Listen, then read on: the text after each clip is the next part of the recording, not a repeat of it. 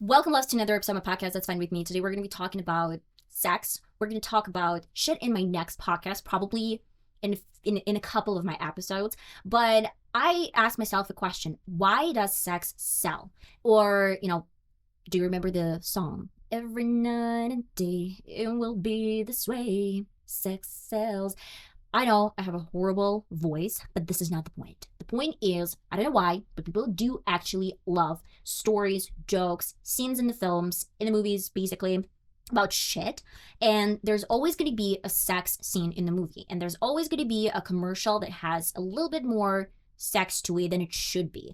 And that is the main reason why I wanted to bring this topic to your attention, because I think it's really important to understand where it comes from. And that's going to be my perspective. Honestly, I couldn't find any rational explanation, or not even rational, but any deep explanation. Why do we actually feel this urge and need to buy products, or maybe to watch some commercial or create commercial as advertising company to promote sexual films or sexual, commercials, such as probably like 50 Shades of Grey? It was huge. It was extremely popular. And the entire trilogy and the entire series, they were based on sex. And basically, they were selling sex to us.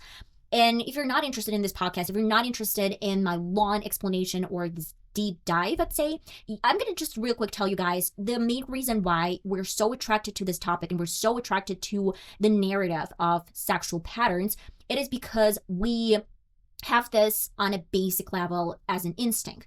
What we're really looking for is food, because we feel hungry, and there's one part of the brain that is taking care of this issue, so we're not going to die. The second one is fear, so we're going to try to save ourselves. We try to hide from any danger because it might potentially bring harm, and we're afraid of this harm, and we try to save our lives. And third foremost is sex. It's probably procreation. It is the way to produce new kids. Not always. This is a way for us to feel good, to feel better, to make sure that we improve mood. We can make sure that we have a couple of hormones that are going to release in the body, and we're going to feel so much better. We're going to feel relaxed. We're going to feel fine. And this is basically something that we can get only from having sex. By the way, I'm not going to be talking about some victims and people that faced SH, that faced abuse whenever it happened, because the way the commercials work and the way it's going to probably work in their benefit is that the person did not face negative feelings and negative emotion toward particular reason. Like, I mean, if they're going to be a person that shit in his pants or her pants in public, I don't really think the jokes about shit are going to be appropriate for the person, and he's going to laugh about that, as well as sex in particularly is not going to be the first thing that comes in mind for the person who faced abuse in SH. That is the main reason why I wanted to put this out and say this podcast, this video is strictly about people that don't have any harsh feelings or don't really feel threatened by sex or any sexual interactions, and all the sexual interactions that were consensual. But we can see a lot of different commercials over the internet that were banned. There were actual commercials that were banned because of extremely sexual subcontents, or just like they really were extremely sexual. And a lot of these commercials, they're shown over TV, and a lot of kids are going to see this, which is not appropriate. So how the advertisement world works, they try to find some ways to sell you product. And the way to do that, they know that sex, shit, and probably fear, they are in primarily like in the root of our brain. And they know that they probably have to work with this idea, and that's going to sell in the future. So whenever we watch some Instagram photos or influencers, or maybe just other celebrities that are showing their pictures, or models, they're showing their pictures in like Victoria's Secret and maybe Kim Kardashian and her infamous sex tape, we know that they try to sell the image of a sexy, very beautiful woman or very handsome man that has abs, or maybe has big booty, or maybe did a lot of surgeries. So they're kind of creating this image of perfection. And they're tracking the attention. They're tracking some traffic, I guess. Tracking traffic. I don't know if it's possible. So basically what they're doing, they're creating this image that they're desirable. And of course, millions of subscribers, millions of people watching them every day, trying to mimic their, behavior, or they try to be like Kim Kardashians or just Kardashians, and we talked about this in my previous podcast, because they sell you the image of beauty. They sell you the image that if you're the same, if you are sexually enough, then people are going to fall in love with you, they're going to be affected by you, they're going to want to be like you, if it makes any sense. And have you ever noticed that a lot of posters with models, a lot of different, like, for example, flight attendants, because in particularly Russia, and I can tell this from my side of story because I saw a lot of flight attendants that were very pretty, very slim, and they wore this beautiful outfits that slim and just like really tailored outfits that were forced to wear those outfits because they had a certain standard to wear and to look beautiful. And certain industries, they're not going to get you there because you're not going to sell. You are not going to sell because some producers or some people that are hiring you assume that you're not pretty enough, you're not sexy enough to be sold. And I'm not saying this in a weird way, like, with the prostitutes or whatever. I'm saying this in a way that your image is not going to be sold to the major audience because you're not pretty enough for their standards. You don't really have a slim enough figure for the beauty standards. That is the main reason why, I guess, it's just certain image that we all, through centuries, we always had different types of beauty standards. And if you want to kind of dive deeper in probably like 16 or 15th centuries, a lot of curvy girls were popular, and a lot of kind of like plus size women, they were in trend, and slim girls, they were not it. And I guess going back to maybe 18th or 19th century, where corsets they took place, and they didn't really want to care about the shapes, the curves any longer. They were mainly focusing on this slim figure that were showing the beauty of their body. They were like super thin. This created a little bit different illusion of beauty standards and what can be sold. Because like centuries ago, people talk about sex, they had sex. It wasn't even commercialized, it was adored and it was shown in the art industry. For now, people try to make products that are not desirable or even boring products sexy, so you will buy them because they're just like based on your instincts that if it looks sexy, then people are gonna feel like I'm sexy, and if I'm sexy, I'm desirable, and people are gonna have a piece of me. Or I'm going to get a better person in my life, that I'm going to like secure a marriage, a very successful marriage, because I feel sexy.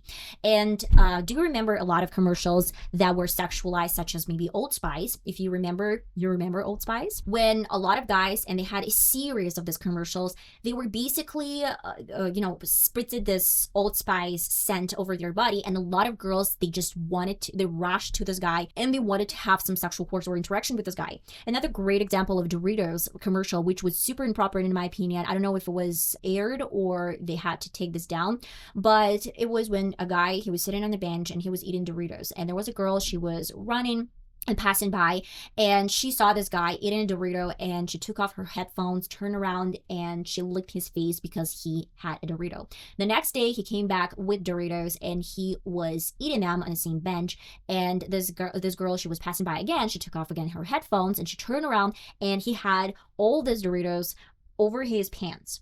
And the main idea of this commercial is that even if he's not desirable and his probably intimate parts are not that desirable, then with Doritos, every single girl is gonna have sexual intercourse with him.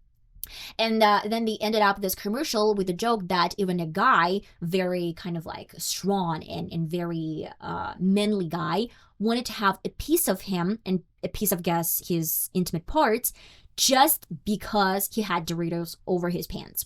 And they kind of ended this with a joke. Another great example is shampoo. This is not a desirable commercial for women to buy a shampoo. So they try to sexualize this commercial and create it a way that, oh my God, look at my super healthy hair. I look really pretty with my healthy hair. And a guy comes out of nowhere. He sees her hair and he's just offering a date, or he's offering his hand, and they're walking, together.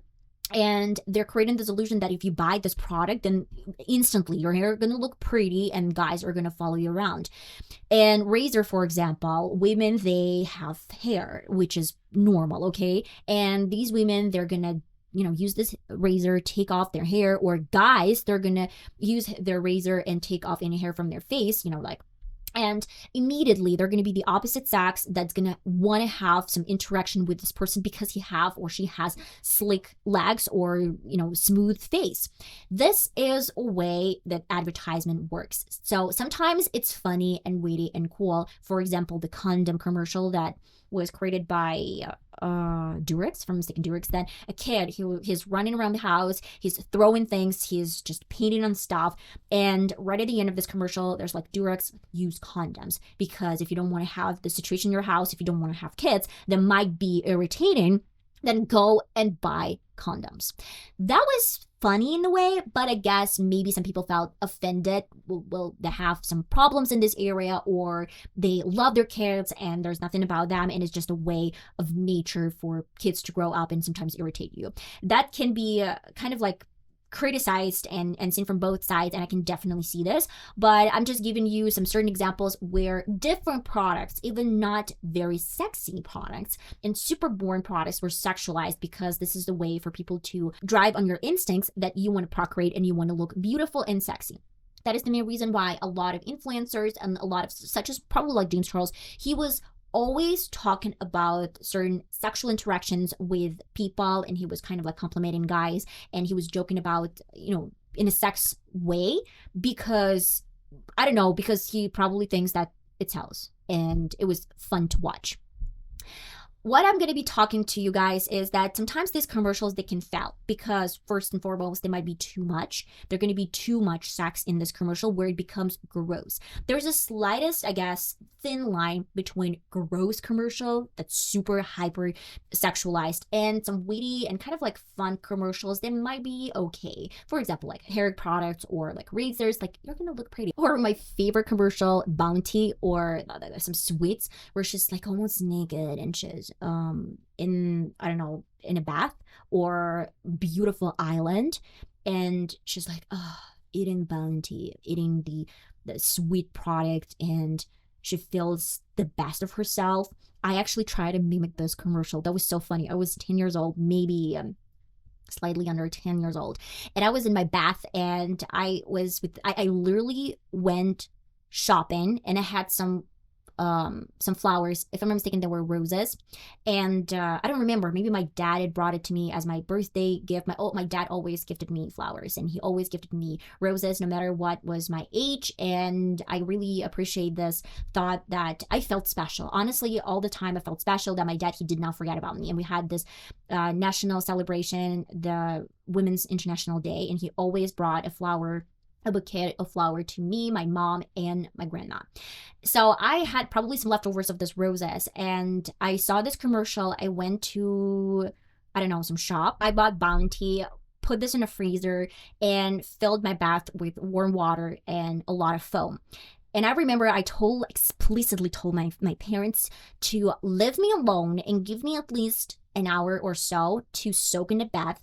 I literally ripped off any leftovers from the roses. I went all in with these flowers and these roses and this foam, and I soaked myself in the bath, and I grabbed this frozen Bounty that I had, and I was eating, and I was literally mimicking this woman, this model from a commercial. I felt aesthetically pleased after I took this bath, and I felt so good. And I still remember the small details that commercials, they can be really powerful, especially if we're talking about kids.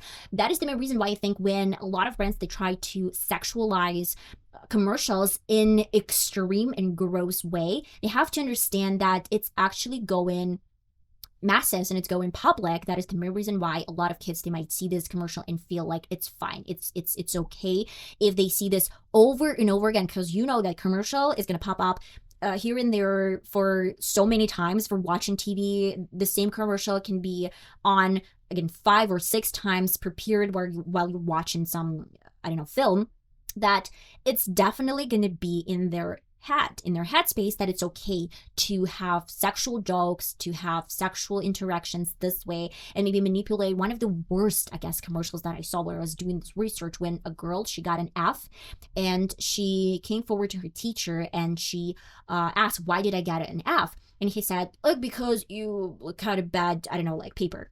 and she literally grabbed some popsicles that pop in your mouth, and she tried to, not even tried, she gave him a hat, and he changed the paper from F to A, and that was a real commercial. This was a real commercial of a popsicle, I guess, or some candy, which I believe is not only inappropriate and it's not even gross, it's in a way illegal to show this type of commercial, and that's why it was declined and was not really popular. But you can probably find this on YouTube and see for yourself what I'm talking about. But there was a study, and it was conducted a study by Unilever, if I'm not mistaken, a huge conglomerate that has a lot of different small companies in their conglomerate, and one of these companies is Dove. And they had this research that sometimes when people find some information useful or interesting to themselves, and probably they note that it's valuable,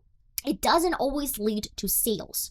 That is the reason why they have to kind of predict future in a way, and this sexual commercials, they're not gonna work as some sort of benefit. For example, Dove commercial that they have a moisturizer in their soap, it's kind of interesting that they're put in this perspective. You can use soap and moisturizer in one product. Maybe sometimes people would say like, wow, it is interesting, but it doesn't actually gonna give you the sales that they were looking for. It's just more like people can go purchase a little bit cheaper version of soap and then buy a moisturizer, and they're gonna have both moisturizer, soap, but from a little bit different brand.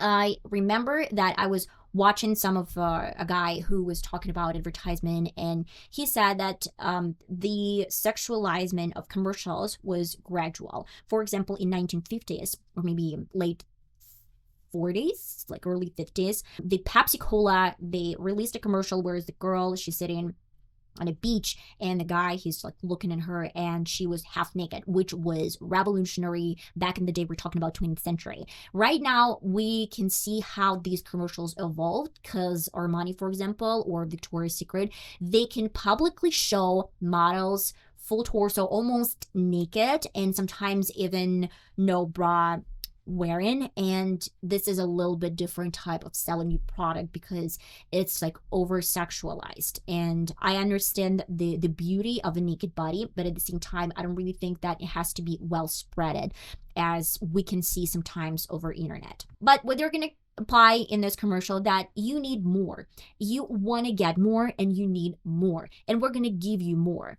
And it is interesting to say, guys, that sometimes they just want to sell you the image that you're missing this in your life. And to get this affection, like you're missing the attention from people. You're missing the, I don't know, the affection from others. You're missing some sexual experience. You're missing this attention from guys or women, like Old Spice and whatever. So what you need to do, you need to buy the product that we're selling you, and we're going to make you sexy. We're going to make you attractive. We're going to make sure that you're going to have all of it, and we're going to sell it to you. This is a pattern that I've noticed through so many commercials, that even from a song like every night and day it will be this way, sex sells, because this is a basic instinct. By the way, I'm so sorry for my voice. I'm really bad at singing, but I needed this to put it in my podcast. What they're saying is this is a primarily like a basic instinct in the brain, sitting in the brain, very deep rooted, and maybe not even so deep, because jokes about sex, they're gonna give you a perspective like, yeah, it's funny because I probably faced this problem, or it's funny because I know this is a necessity, that is the bare minimum. And a lot of comics, they know that these jokes, they're going to be popular because people are interested in this topic, because it's in our instincts, it's in our nature to have sex. And that is the main reason, from my point of view, sex sells, because you can't avoid it. You need this in your life. The hormones are going to be released. The mood is going to be better. And the overall sensation afterwards is going to be there. And that's why people know that they're going to sell you the image of beautiful and super successful celebrity or model or influencer that's going to sell you that he's attractive because of some product. And that's why you need this product in your life to be sexy and to be that. I want to, end this podcast with a thought that I I'm not a hypocrite, honestly. Not in a way of sex. I think that sex really sells. And I really think that my videos, sometimes they do have sexy makeup look thumbnail. They do have, sexy outfit, which is normal. And I love feeling myself sexy. I love feeling like I get attention from others. It's not always going to be bad attention. It's not going to be all exposed. It's going to be like a slightest hint of, yeah, I love certain attention to my persona, which is fine and which is normal. And I think it's not bad. I think that you need to find this thin line where it is appropriate and when it's not appropriate. So let me know your thoughts. Let me know in the comments, what do you think? Probably share some of your stories, and I have down in the description box my mail, that's fine with me podcast, gmail.com, where you can do this anonymously. And I'm going to see you in my next podcast. Love y'all guys so much. Bye bye.